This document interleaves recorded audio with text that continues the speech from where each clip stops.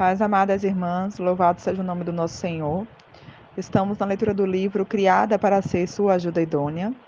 Descubra como pode Deus fazer glorioso o seu matrimônio, da irmã Debbie Pearl, tradução Maria de Fátima Couto Pires, e estamos hoje no capítulo 12.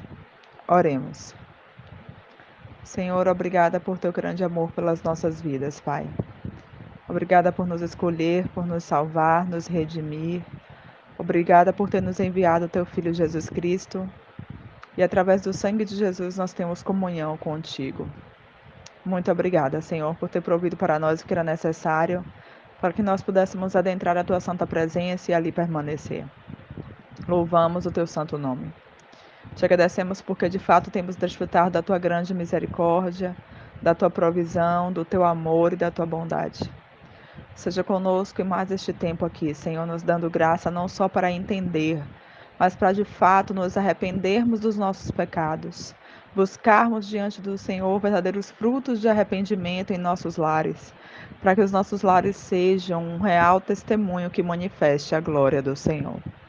Nós precisamos do teu auxílio, da tua ajuda, Espírito Santo, que possamos, em nome de Jesus, crer naquilo que diz a tua palavra, que verdadeiramente o Senhor tem uma graça capacitadora e nos ajuda a vivermos aquilo que é necessário.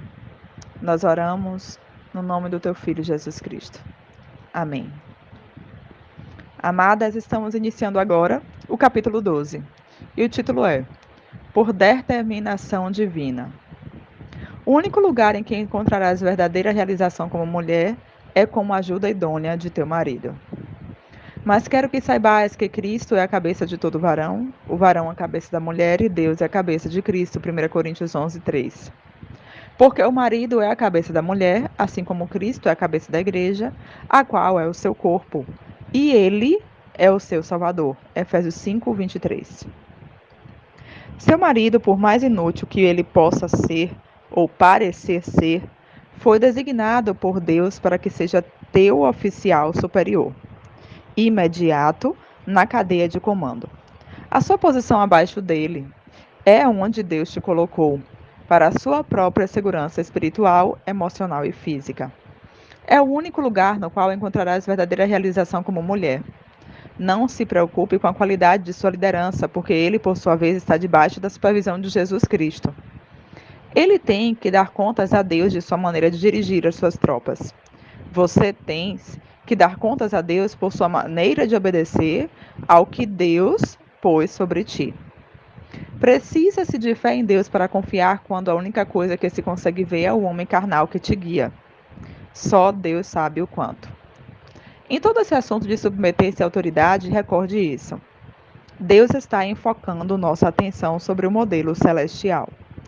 A ênfase não é sobre a sujeição da mulher ao homem, e sim que a mulher manifeste aqui sobre a terra o padrão celestial do filho que se submete ao pai. Contestarás, mas ele não é salvo. Mas a palavra de Deus segue sendo a máxima autoridade. O seu marido é o seu cavalheiro da armadura protetora de Deus.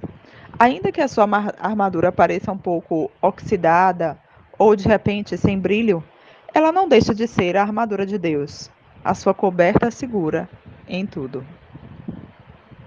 Quando Deus nos diz que devemos ser ajudas idôneas, é dizer que nos submetamos, obedeçamos e ainda reverenciemos a nossos maridos. E também nos diz por que nos atribui o papel de ajudante. Número 1. Nós viemos da costela do homem e fomos criadas para ele. Somos parte dele.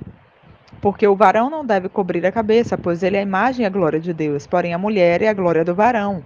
Porque o varão não procede da mulher, e sim a mulher procede do varão. E tampouco o varão foi criado por causa da mulher, e sim a mulher foi criada por causa do varão. 1 Coríntios 11, do versículo 7 a 9. Número 2. Nossa posição em relação aos nossos maridos é um grande mistério que é Cristo e a Igreja. Nós, como corpo de Cristo, somos para ele nossa cabeça vivente. Não podia ser de outra maneira. Porém, quero que saibais que Cristo é a cabeça de todo varão, e o varão a cabeça da mulher, e Deus a cabeça de Cristo. 1 Coríntios 11, 3. Grande é este mistério. Mas eu digo isto com respeito a Cristo e à Igreja. No demais, cada um de vós ame também a sua mulher como a si mesmo, e a mulher respeite ao seu marido. Efésios 5, versículos 32 e 33. Deus nos diz porque o marido é que tem que governar o lar. Deus explica porque nunca foi sua vontade que a mulher governe. O número 1. A queda no pecado se deu pela inerente vulnerabilidade da mulher, porque Adão foi formado primeiro, depois Eva. E Adão não foi enganado, mas a mulher, sendo enganada, caiu em transgressão. 1 Timóteo 2, versículos 13 e 14. Porque o varão é a imagem e glória de Deus, mas a mulher é a glória do varão. 1 Coríntios 11, versículo 7. Número 2. Na queda foi pronunciado maldições sobre os culpados. A mulher disse: multiplicarão em grande número, em grande maneira as dores de parto, com dores darás à luz a filhos, e seu desejo será para o teu marido, e ele te governará. Gênesis 3,16. O desejo de Deus, antes da queda, era que o desejo da mulher fosse para o seu marido e que ele a governasse. Essa relação não era um castigo, mas depois da queda se converteu em uma fonte de sofrimento para a mulher. Deus criou a mulher para que fosse ajudante do homem, um homem perfeito. Agora que ela o conduziu ao pecado, segue sendo sua ajuda, seus desejos seguem concentrados nele e em suas metas, e ele seguirá governando ela como antes. Mas agora ele é pecaminoso, egoísta e carnal. Limites estabelecidos por Deus. Deus expressa um mandamento claro e firme quando nos diz: porque não permito à mulher ensinar nem exercer domínio sobre o homem. Isso inclui o seu pastor, e sim estar em silêncio. 1 Timóteo 2, versículo 12. Vamos nos lembrar do argumento apresentado na carta que lemos do capítulo 5. Tenho sido abençoada por mulheres que falam no púlpito. Não entendo como Deus pode mover-se tão profundamente por meio de mulheres se isso não estivesse de conformidade com a vontade de Deus. A pressuposição do argumento desta carta é que a única razão pela qual Deus proibiu a mulher para que não pregasse é porque não a o faz muito bem. Ela tem sido abençoada por mulheres pregadoras, portanto, segue o argumento dela. As palavras da Bíblia não podem ser palavras de Deus, ou possivelmente a Bíblia não é aplicada a nós hoje, ou quem sabe não esteja traduzida corretamente. O que ela não entende é que é precisamente porque as próprias mulheres podem ser muito efetivas como pregadoras em público que Deus ordena que elas não façam isso. O assunto não é se está qualificada, mas se está autorizada para tal. Deus estabeleceu uma ordem para o lar, uma cadeia de comando que corresponde com a mesma natureza do homem e da mulher. É uma ordem que procede diretamente do trono celestial, o que resulta mais saudável e melhor para a criação dos filhos e para as boas relações matrimoniais. Colocar a mulher na posição de ser um condutor de bênção espiritual é colocá-la em uma posição não muito apropriada para a natureza do seu ser. Se ela é efetivamente como substituto para a liderança ineficaz de seu marido, por isso mesmo será muito mais incorreto que haja. Por que então estará usurpando autoridade sobre o homem? Usurpando glória, usurpando honra, usurpando controle, usurpando liderança. É dizer, estaria fazendo o que o homem deve estar fazendo, conseguindo assim um reconhecimento que ele, o homem, deve receber. É inverter o desenho de Deus para o varão e a mulher. Vossas mulheres calem nas congregações. Paulo apresenta como mandamento para o Novo Testamento. Porque não lhe é permitido falar, e sim que estejam sujeitas, como também a lei manda, 1 Coríntios 14, 34. Paulo prevê que alguns dirão que suas instruções com respeito às mulheres se limitam a uma cultura específica e que não são universalmente aplicáveis. Ele sinaliza que este mandamento não tem nada de novo nem secular, porque a lei dos judeus estabelecia essa distinção desde séculos. Deus ocupou um espaço valioso em sua palavra para tratar de ajudar-nos a entender este ponto de extrema importância, com respeito ao qual temos sido tão tristemente enganadas. O cristianismo moderno tem encaminhado a mulher para uma perversão de sua natureza, permitindo, inclusive fomentando o exercício da autoridade sobre o homem. O fruto dessa doutrina falsa se faz evidente nas mulheres infelizes e os homens insatisfeitos das últimas gerações. É vergonhoso o assunto de estatística o fato de que o lar cristão fundamentalista não é tão permanente como o da população em geral. E se querem aprender algo, perguntem em casa aos seus maridos, porque é indecoroso que a mulher fale na congregação. 1 Coríntios 14, versículo 35. Vergonha, vergonha, vergonha. Sim, é uma vergonha. O comentário bíblico de Matthew Henry diz: a vergonha é a incômoda reflexão da mente sobre um fato indecente cometido. O que é mais indecente do que uma mulher abandonar o seu lugar designado? Veremos agora o que houve com Débora. O que a Bíblia diz é muito claro. Ainda que essa e outras passagens parecidas com relação à posição da mulher na cadeia de autoridade tenham sido descartadas pelos eruditos escribas, fariseus e hipócritas de hoje. Muitas vezes tenho escutado e lido a objeção: ah, mas e Débora, que foi juíza em Israel? Se nós lermos o relato, saberemos que as Escrituras salientam o fato de que os homens fossem envergonhados por haver permitido que uma mulher ocupasse lugar de proeminência. Não há, não há dúvidas de que Débora realizou a tarefa muito bem, que salvou Israel, que Deus a usou. Esse é precisamente o assunto. Quando os homens permitem que uma mulher faça o papel deles e o desempenha com êxito, traz vergonha sobre a nação de Israel. Débora estava consciente disto e advertia os homens sobre as consequências. Mas, se construirmos uma doutrina sobre este relato enquanto fazemos caso omisso da maioria das passagens doutrinais sobre a liderança da mulher, é uma necessidade tão grande como a de permitir que Débora dirigisse os exércitos de Israel, em lugar do que deveria fazer o homem.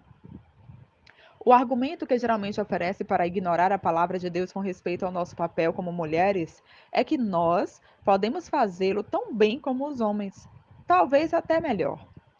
A regra divina de que a mulher não assuma a liderança não é uma declaração acerca de nossa inferioridade ou que sejamos menos capazes que os homens.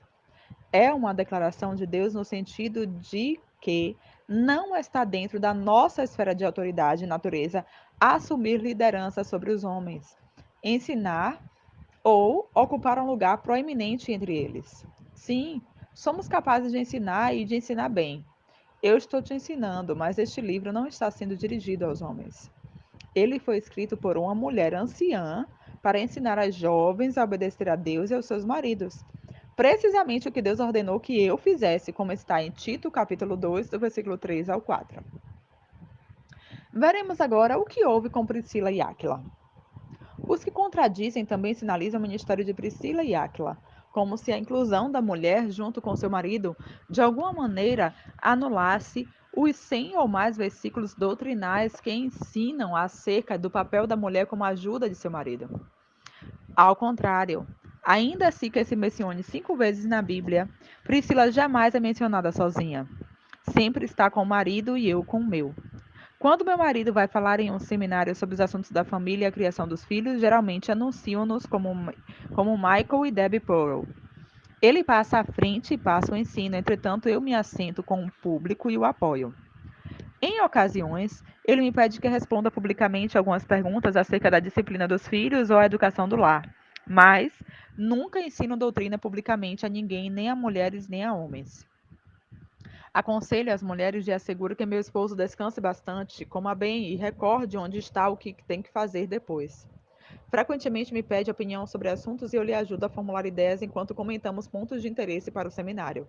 O meu papel é de apoio, como estou segura que era também o de Priscila. Matrimônio feito no céu. Então a mulher é cidadã de segunda categoria no reino? Ela deve ser uma servente calada, intimidada pelo gênero masculino? Definitivamente não. O que ensina a Bíblia não devolve a mulher a idade da pedra, nem nos converterá em mulheres de estilo muçulmanas cobertas com negras burcas suadas. Se me conheces, e quando terminar esse livro você me conhecerá, saberias que o que menos sou é uma esposa tímida e coibida. Mas eu sei o que Deus ensina acerca da mulher e sei que, para que sejas felizes, realmente feliz, como eu tenho sido, é indispensável que siga e permaneça no papel que Deus desenhou para a mulher. Deus tem falado francamente com relação do porquê nos fez como somos e qual é o nosso papel. Entretanto, os supostos mestres da Bíblia, na atualidade, Atacam o que Deus tem dito, fazendo com que a esposa jovem, que ao ler estas passagens bíblicas, sintam que o que Deus diz é um insulto. Eu também sou mulher. Tenho passado minha vida aconselhando a mulheres. Depois de quase 35 anos como esposa, aconselhando, lendo muitas cartas e acumulando minhas próprias experiências na vida, tenho chegado à conclusão de que o que a Bíblia diz sobre este tema é verdade firme, sólida e funciona. Também tenho visto os tristes resultados dos ensinamentos que atacam a verdade simples das Escrituras. Pode-se dizer que as minhas conclusões são cientificamente acertadas, e dizer as evidências que conduzem à minha conclusão pode se reproduzir. Qualquer um pode pô-las à prova, obtendo também os mesmos resultados. O Criador sabe melhor o que ele ordena assim funciona. Ele espera que temamos sua palavra literalmente.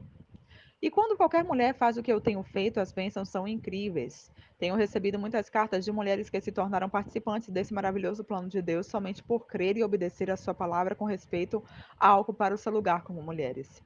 E visto as mulheres lésbicas que têm sido livradas e convertidas em esposas aptas para o reino. Tenho visto também prostitutas destruídas, drogadas e rebeldes, que têm sido instruídas na igreja e têm tido chegado a serem mulheres que honram os seus maridos e se convertem em boas ajudas idôneas. Tenho visto matrimônios cheios do inferno e logo transformados no céu. Você conhece sequer uma mulher que confesse ter um casamento divino? Eu sei que os anjos no céu ficam assombrados ao ver o quanto um homem pode amar uma mulher, como pode romper em choro ao pensar no precioso que ela é para ele. A razão pela qual a ama tanto é porque ela é preciosa. Tem ganhado a sua absoluta admiração e amor. Ela é o que Deus pede de uma mulher e o resultado final é um homem que a quer mais que tudo que existe nesse mundo. Quando alguém te disser que no grego não diz submeter-se, obedecer ou silêncio, somente pergunte a essa pessoa: como anda o seu matrimônio? Você pode dizer que ele é glorioso? Usará Deus o seu matrimônio como exemplo no céu do que ele quer que seja Cristo e a igreja? Os que mudam a palavra de Deus com respeito ao que a mulher seja judedônia, o fazem porque não conhecem a maravilha de um matrimônio desenhado no céu.